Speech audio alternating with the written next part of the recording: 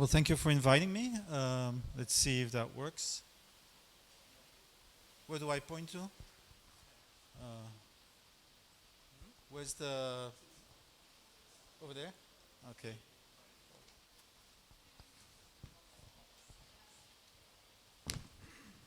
Sorry. So let me just maybe tell you a bit why I'm here. So I've been living in Chiang Mai for 20 years. I'm from... Whoops. And I still don't speak Thai, so I'm not proud of that. Although I'm married and I have 2 kids here. I'm also from Belgium, if that's interesting. We had riots yesterday in Brussels. So this is a quiet place here in Chiang Mai. And I've been asked by the network behind Planker, etc., to coordinate research efforts around mutual coordination. And so this is basically what I want to talk about. It's not a technological story that I'm telling you, but I'm basically want to invite you to think about the idea of when are we, right? So is where are we? We're in Chiang Mai. But when are we? Because that's very important. Like the amount of freedom you have, the kind of ideas that are popular are very much related to certain cycles that exist in human society. And so I would invite you to think about human history as a long-term struggle between coordination systems. So the most basic way to think about it is that, this, by the way, this is from Michael Hudson, The Destiny of Civilization. I think it's a really interesting book. He basically looks at the history of civilization as a struggle between the Eurasian continental imperial model, so China, basically, but also Persia, etc., and the Western model. And so his thesis is the following. So in the imperial model, you have a centralized authority, and the state it's a state-centric system which keeps the market under the state, right? And it's based on the idea of harmony. So if, for example, in Thailand, I'm sure, I don't know how many Thai people are here, but if I'm guessing a lot of people here are more from the Chinese diaspora. So for example, in Thailand, people will really look at your face not to upset you, right? So everything is about how do I not upset you. And I've heard, I'm not sure that's true, but I heard that monks, for example, can recognize like 80 different emotions. You know, it's like Eskimos with snow, right? So Europeans, we know like 2 or 3 types of snow, but Eskimos will know like many, many types of snow and ice because it's important to them. And so anyway, so harmony seeking is a very important cultural value in these types of societies. In Greece, I'm not sure what the date is, but the creditor class came to power. So basically the people who lend you money came to power. And that created a revolution, which was the Greek city-state and Greek democracy, right? So on the western side of the Eurasian continent, you have a maritime-based, trade-based, market-centric, antagonistic but more democratic society. So for example, in Rome you had the tribunate, which was a fixed institution representing the people that could negotiate with the patricians, with the ruling creditor class, right? So this is kind of a very long-term struggle between market-centric societies and more state-centric societies, right? And in the 16th century, basically it shifted to European hegemony under the market-centric ideologies, right? And nowadays, I think this is first thing we see a return of the state. I think a lot of libertarians believe the state is dying, but I'm not sure that's the case. Actually, there is a very strong push in China, in Russia, to restore and strengthen the control of the state, right? And so to put it a bit in a almost caricature way, but you can't be an oligarch in China without the agreement of the state, and you can't be a president in the US without the agreement of capital. You know, just to exaggerate a little bit the difference between the two, right? Now, I would argue that there's something very new today, and that's what you represent. And this is, we are inventing a third coordination system. And that third coordination system is mutual coordination in open ecosystems, and I'll use a bit of a difficult word, in holoptical systems. Right, so think about open source, think about Wikipedia, think about the open ecosystems in crypto. What's different? The difference is that you can see what everybody else is doing outside of market pricing and outside of planning, right? So this is the new things. And I want to say a little word about accounting. So accounting is very important because it's how we see the world and how we look at resources and the allocation of resources in the world. So the first accounting ledger is a stone tablet that was found in Sumeria. I'm not sure exactly 3,000, 4,000 years ago. And it was basically a temple which regulated the flow of grain inside and outside of the temple, right? So accounting is the origin of the state, right? I don't know if you know this book, Against the Grain. It's very interesting, by James Scott. He says, in order to have a state, you need grain or wheat because it's above ground and it can be counted and it can be taxed. And he wrote another book about Zumia, which is where you live here. This is Zumia. Is that the mountain peoples in the Himalayas, in Tibet, up to here in Thailand, remained very independent of the state because they would not grow rice, but they would grow root food, which cannot be seen by the tax officials. Right? So just to say that there is a linkage between accounting, the ability to count, the ability to tax, and so to fund state forms that create, you know, a new layer above the people who are actually producing the food and producing stuff, right? Okay. The second innovation in accounting was in the 14th century, a Franciscan monk, I think his name was Lucio Paci, and he invented double entry book accounting. And that's the invention of the market, in a way, right? I mean, not market existed before, but of a kind of market-centric vision of the world.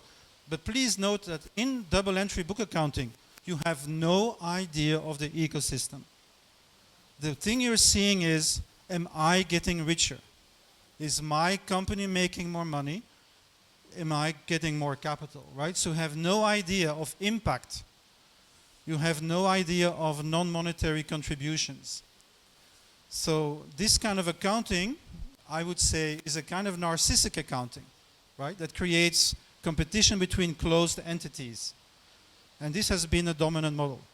So in the stuff that you are doing, and maybe you haven't paid attention to this, but there's actually an enormous amount of innovation around accounting. And I'll mention three of them that I did a study in 2018.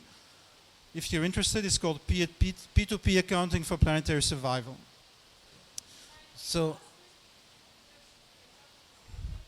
I can't hear what you're saying.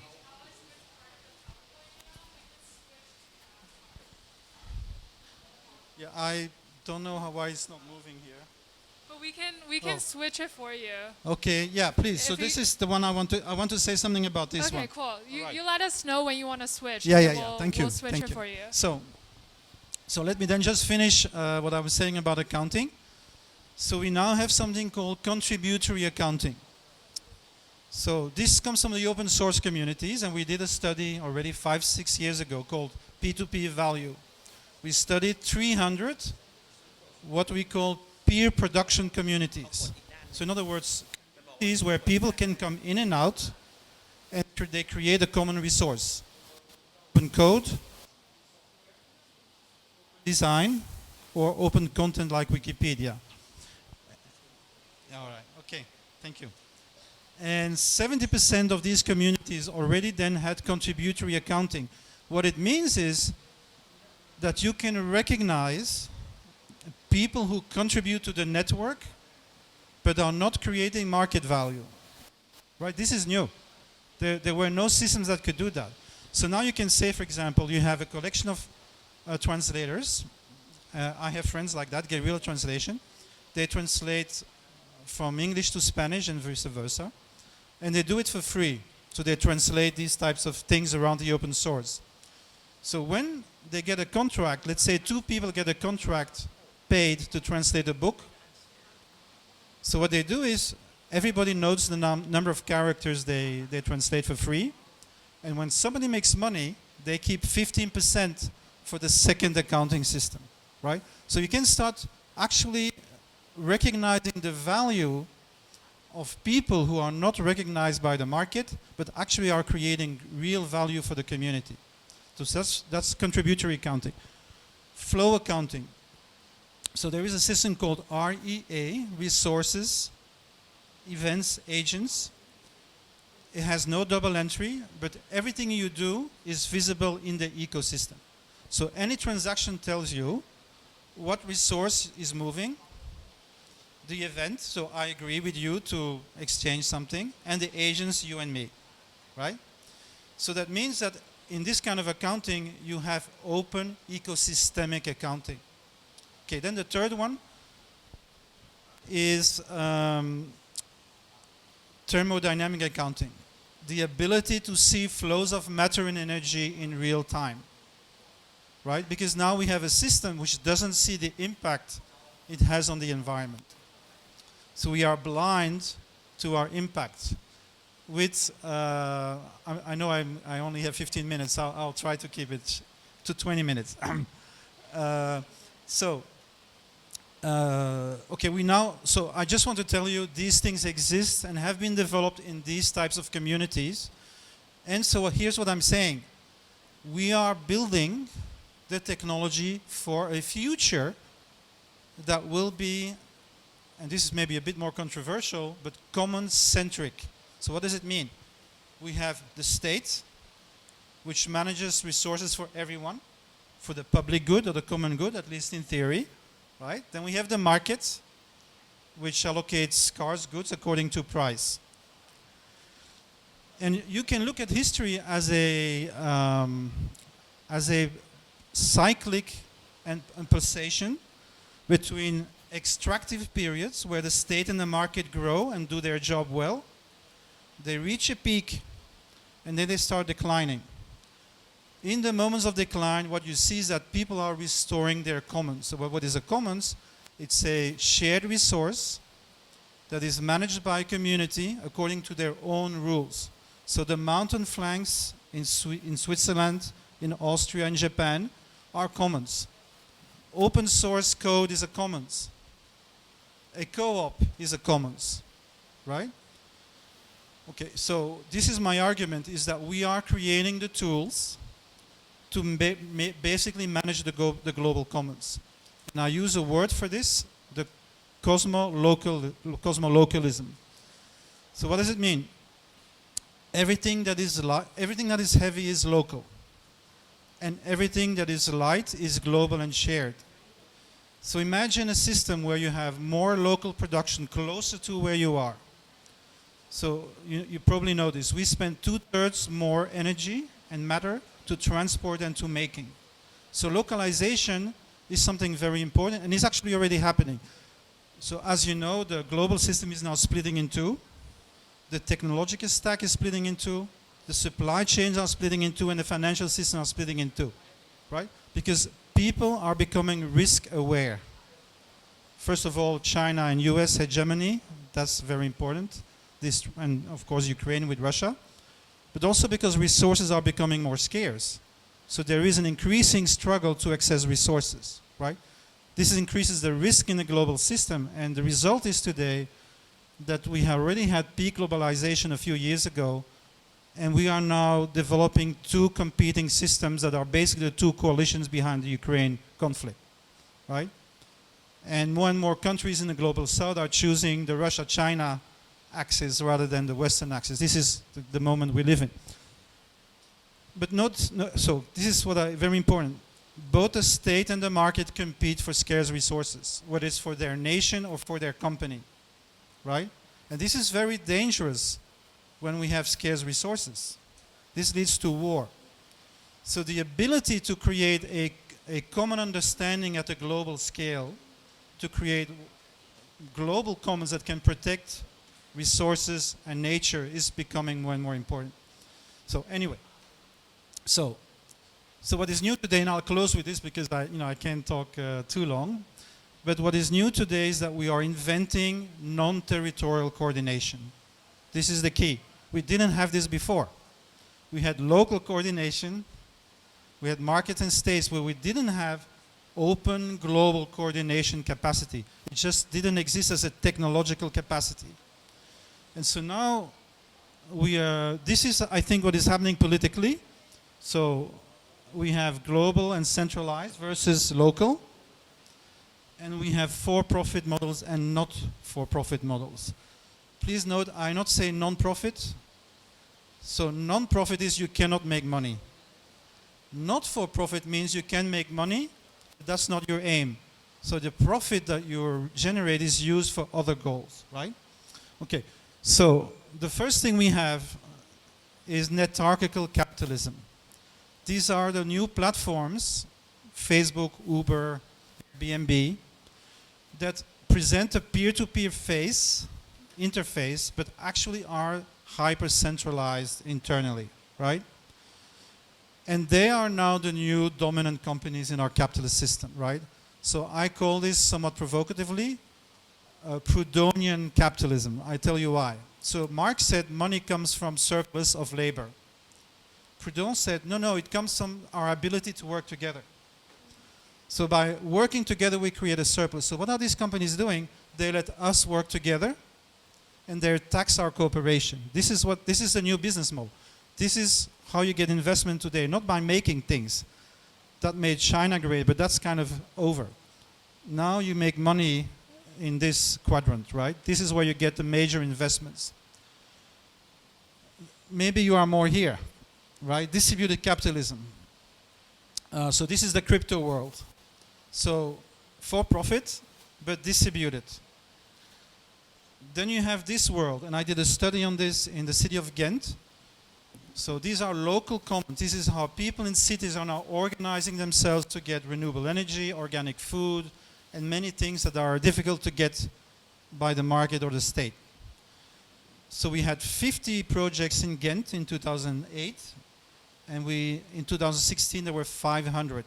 So this is a tenfold increase in local urban commons, and people are doing this everywhere. And finally, we have the global commons, which is the global open source communities. So where crypto comes in, I think, is kind of like a hybrid solution that tries to marry the advantages of those three. Does that make sense?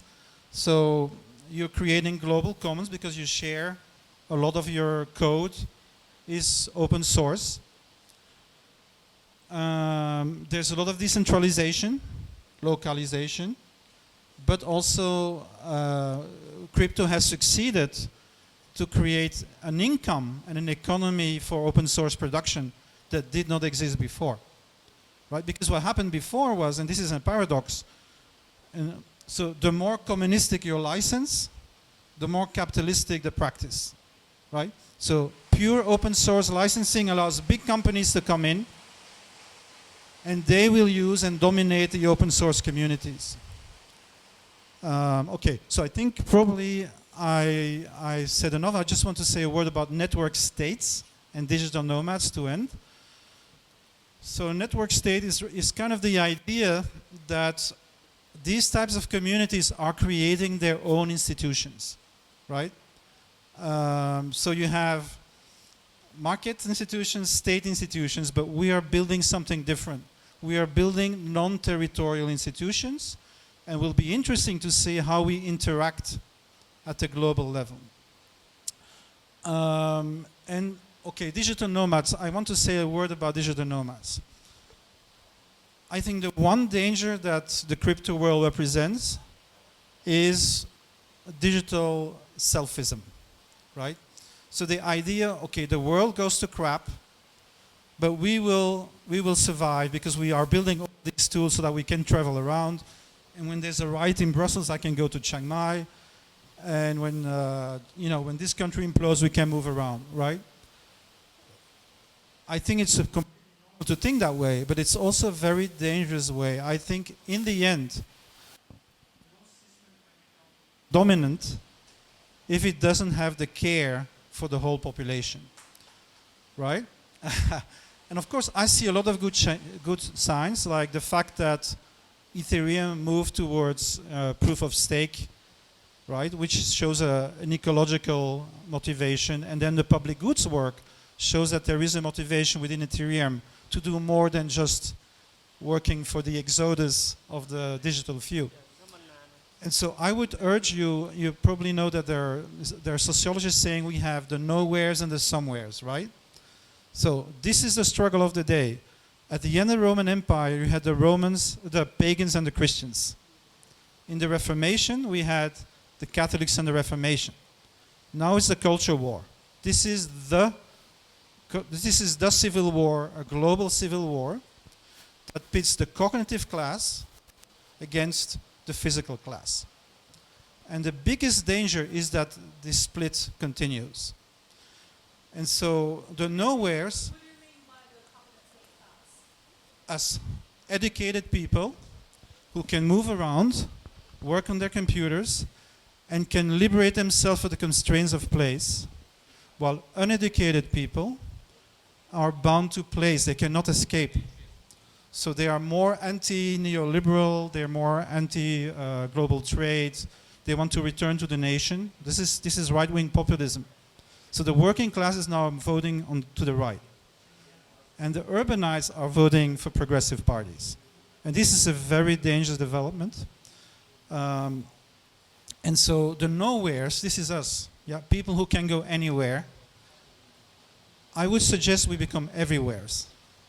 What I mean is that we should be the people connecting the local physical communities with all that knowledge that is being developed at a global scale. We should be at the service of local commons, of people trying to solve their issues around housing, transportation, food.